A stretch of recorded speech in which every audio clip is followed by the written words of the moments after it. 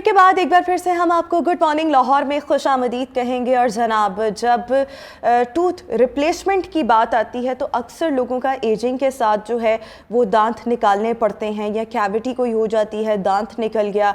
Ageing के साथ साथ ही हम जो बड़ी उम्र के लोग हैं उनमें ये चीज़ हम ज़्यादा देखते हैं कि अक्सर उनको पूरे के पूरे दांत जो हैं, क्योंकि वो तो होते नहीं, तो फिर उनको डेंचर्स का इस्तेमाल करना पड़ता है। और भी इसके रिप्लेसमेंट के मुख्तलिफ तरीके हैं। इसके साथ साथ अक्सर नौजवानों में भी ये हम देखते हैं कि कोई एक्सीडेंट हो गया, फ्रंट के दांत गिर गए, टूट गए, सो फिर उसकी रिप्लेसमेंट तो करनी है। अब रिप्लेसमेंट जब करनी है तो उसमें वेरियस ऑप्शंस हैं, जिसमें एक ऑप्शन जो है डेंचर्स का आता है। लेकिन डेंचर जो है वो हर एक को सूट नहीं करते। अक्सर जिन लोगों को मैंने डेंचर्स का इस्तेमाल करते हुए देखा है, basically it's of two types. एक कंप्लीट डेंचर्स होते हैं, एक पार्शियल डेंचर जो कि सिर्फ उसी हिस्से पर इस्तेमाल होता है जहाँ पर आपका दांत नहीं होता। सो उनको एट टाइम्स बहुत प्रॉब्लम आ रही होती है, तकलीफें भी बहुत होता है, ज़ख्म भी हो जाते हैं। सो मल्टीपल चीज़ें होती हैं। सो डेंचर्स को किस तरह से इस्तेमाल करना है, मज़ीद क्या क्या ऑप्शंस हो सकते हैं, इस पर अभी हम बात करेंगे। और हमारे साथ इस वक्त शो में हमें ज्वाइन कर चुके हैं dental surgeon, dentist doctor Imran Zia साहब। डॉक्टर साहब, thank you so much and good morning. So when we talk about dentures, so most of the time किन किन लोगों को डेंचर्स का इस्तेमाल करना पड़ता है? बिल्कुल, पहले तो मैं बताऊं कि डेंचर से एक रिप्लेसमेंट का एक तरीका है। जब दांत निकाल दिए जाएं तो हमारे पास मुख्तलिफ ऑप्शंस होती हैं। उनमें से एक सर्जिकल है, एक नॉन सर्जिकल है। नॉन सर्जिकल में ब्रिजेस आ जाते हैं, जिसमें कि हम साथ के दांतों को ग्राइंड करके एक मिसिंग टूथ साथ लगा देते हैं। इम्प्लांट्स हैं वो सर्जिकल बोन में इंसर्ट करते हैं। लेकिन जो पार्शियल या कंप्लीट डेंचर है, ये एक सिर्फ तरीका है दांतों को रिप्लेस करने का, यानी कि महफूज तरीन तरीका है। इसमें कोई दर्द नहीं है, इसमें कोई इंजेक्शंस नहीं है, कोई सर्जरी नहीं है, कोई ब्लीडिंग नहीं है। तो डेंचर्स हम आमतौर पे उन लोगों को लगाते हैं जो कि नॉन सर्जिकल को क्वालिफाई नहीं करते हैं। बिल्कुल ठीक हो गया। नॉन सर्जिकल को क्वालिफाई, सर्जिकल को क्वालिफाई नहीं करते, बिल्कुल ठीक हो गया। यानी कि जिनकी सर्जरी नहीं हो सकती। सो सर्जरी पे वैसे जाना किन लोगों को पड़ता है? बिकॉज जब हम सर्जरी की बात करते हैं तो ऑटोमेटिकली एक स्टेट ऑफ फियर जो है वो हम सब फील करते हैं, भले वो आंख की सर्जरी हो, दांत की सर्जरी हो, या छोटी से छोटी सर्जरी भी हो, तो एक वो फियर तो होता ही है ना, स्कैर्ड हो जाते हैं लोग। सो सर्जरी की ऑप्शंस किन लोगों के लिए होती हैं? चूँकि डेंचर्स के साथ एक इशू है कि इनको उतारना और साफ़ करना होता है, तो वो लोग जो कि ये नहीं पसंद करते वो फिर सर्जरी पे जाते हैं। अच्छा, ठीक है। सो वो उसका क्या तरीका है कि जब वो सर्जरी करवा लेंगे और उस ऑप्शन की तरफ जाएंगे, सो वो जो टूथ रिप्लेसमेंट होगा that is going to be permanent, वो फिर कभी नहीं उतरता? वो कभी नहीं उतरता। होता है कि इम्प्लांट हम करते हैं सर्जिकल तरीके में, इम्प्लांट बोन के अंदर फिक्सर लग जाता है और उस पर उसके ऊपर हम एक क्राउन लगा देते हैं। जो क्राउन कुछ अरसे बाद हो सकता है उतर जाए, 5-6 साल के बाद, तो वही क्राउन रीसेमेंट हो जाता है, दोबारा लग जाता है, उसको नया नहीं फिर अगेन सर्जरी की जरूरत पड़ती है? नो, सर्जिकल नहीं। वो जो ऊपर का पार्ट है ना, एक्सटर्नल पार्ट है क्राउन, वो उतर सकता है, उसको हम दोबारा लगा देते हैं। बिल्कुल ठीक हो गया। इंटरनल जो है वो आपके गम्स के अंदर फिक्स किया जाता है, बोन के अंदर, बोन के अंदर फिक्स किया जाता है, अपर और लोअर। अच्छा, बिल्कुल ठीक हो गया। अच्छा, ये तो आपने एक चीज़ बता दी कि सर्जिकल प्रोसीजर्स। अच्छा, सर्जरी में भी अब मैंने बहुत से डायबिटिक्स को ऐसे देखा है जिनके डेंचर्स भी बड़ी एहतियात के साथ तैयार किए जाते हैं और उनको तकलीफ होती है, ये भी होता है कि कोई ज़ख्म ना हो जाए। तो क्या डायबिटिक पेशेंट्स जो हैं वो सर्जरी करवा सकते हैं? बिल्कुल, जब उनकी डायबिटीज़ कंट्रोल होगी तो control diabetes is usually no issue for अस।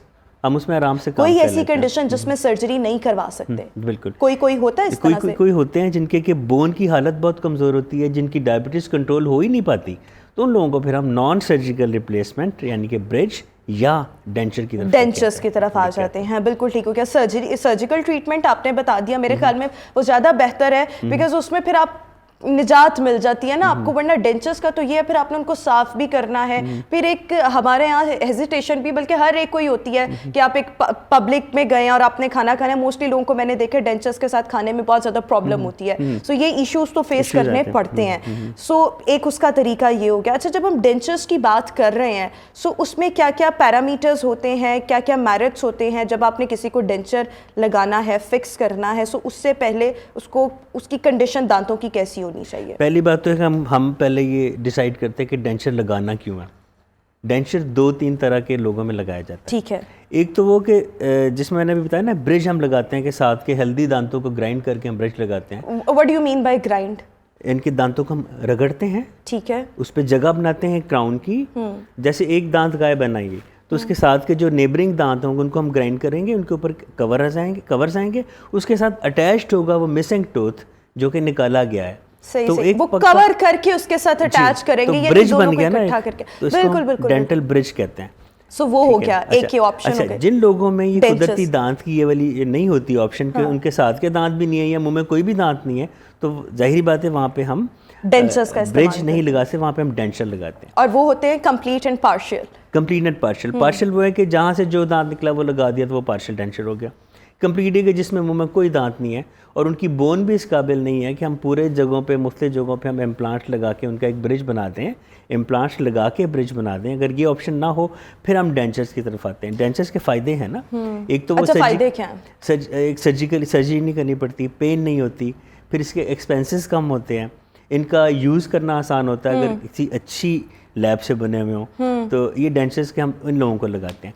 फ़ायदे इनके ये हैं कि आपके फॉर एग्जांपल एक सामने के दांत नहीं है तो आपके अल्फाज की कुछ अदायगी मुमकिन नहीं हो सकेगी अच्छे तरीके से, आपसे बोला सही नहीं जाएगा, खाना सही नहीं खाया जाएगा, अपनी मनपसंद की चीज़ें आप नहीं खा सकते अगर आपके पास दांत नहीं है। तो रिप्लेसमेंट के जो तरीक़ों में से एक डेंचर की ऑप्शन है, ये सबसे आसान ऑप्शन है एट टाइम्स बहुत से लोगों के लिए। बिल्कुल ठीक है, इससे चीज़ें कुछ आसान हो जाती हैं, तो आप सर्जरी नहीं बिल्कुल करवाते। फेस की जो पेरेंट्स है वो बेहतर होती है, मतलब सामने के दांत ना हो तो लिप अंदर चला जाता है, साइड के दांत ना हो तो चीक थोड़ा सा अंदर को एक सिंक की लुक दे सकता है, तो वो थोड़ी सी आपकी कॉस्मेटिक लुक भी इम्प्रूव हो जाती है। अच्छा, जब हम अभी आपने एक बहुत अहम पॉइंट रेस किया, बहुत से लोग हमें इस वक्त देख रहे होंगे, तो बहुत से लोगों के लिए किसी भी ट्रीटमेंट का फ्रेंडली होना, बजट फ्रेंडली होना वो मायने रखता है हमारे यहाँ पर। और डेंटिस्ट्री जो है ये एक एक्सपेंसिव चीज़ है, लोगों को डेंटल ट्रीटमेंट्स करवाने के लिए बहुत पैसे जमा करने पड़ते हैं। सो आपने जब कहा कि सर्जिकल की तरफ जब हम जाते हैं, सर्जिकल इम्प्लांट्स, अगर मैं गलत नहीं हूँ तो यही लफ्ज़ है उसका,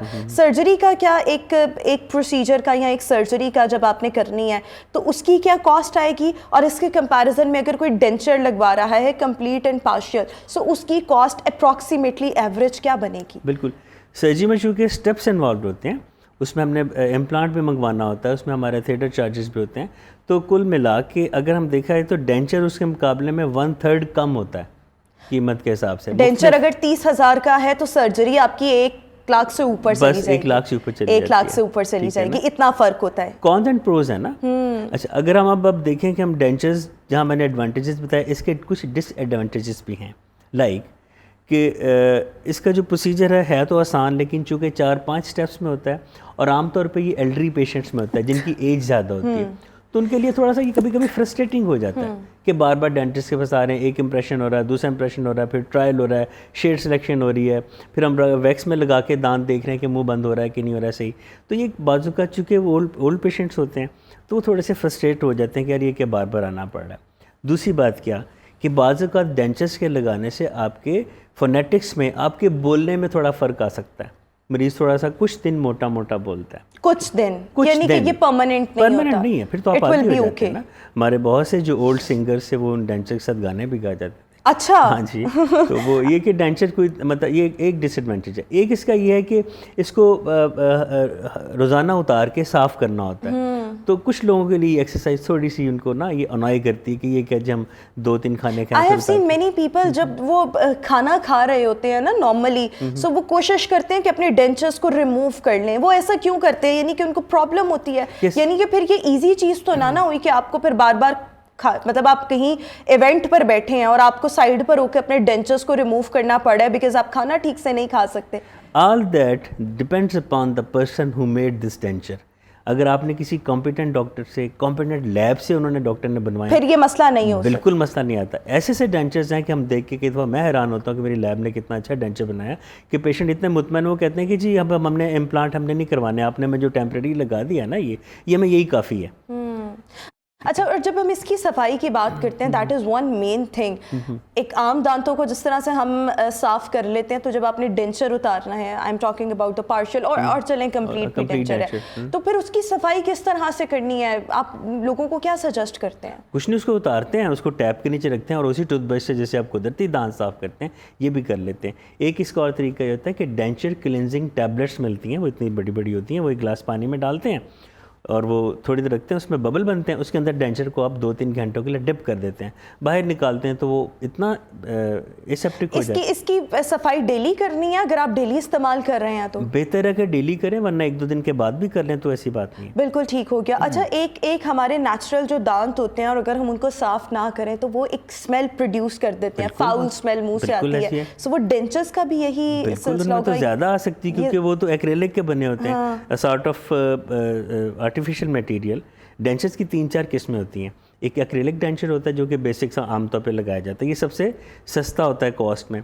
उससे बेहतर आता है सॉफ्ट लाइनिंग वाला, यानी कि कुछ लोगों को अगर डेंचर लगाने से चुभता है और उनको इरिटेशन होती है, वाले बन जाते हैं, उनके गम्स उससे इरिटेट होते हैं, तो उनको हम फिर एक सॉफ्ट लाइनिंग लगा देते हैं, रबर की लाइनिंग होती है। एक वो डेंचर हो गया। एक होता है फ्लेक्सिबल डेंचर कि जो आपकी जॉ के मुताबिक खुद ब खुद जगह बना लेता है, और ये जो फ्लेक्सिबल डेंचर है ये डेंचर की तमाम किस्मों में से बेहतर है क्योंकि अपने आपको खुद ही मुंह में लगाते साथ ही उस शेप के मुताबिक अडॉप्ट कर लेता है। और उससे एक बेहतर होता है CC plate, chromium cobalt plate, एक ये अलॉय का बनता है और ये सबसे महंगा और सबसे अच्छा ये समझा जाता है डेंचर की शक्ल में। बिल्कुल ठीक हो गया। अच्छा, एक और चीज़ कि इसकी लाइफ कितनी होती है? जो लोग डेंचर्स यूज़ करते हैं इसकी भी कोई लाइफ होती है या ये परमानेंट चलेगा?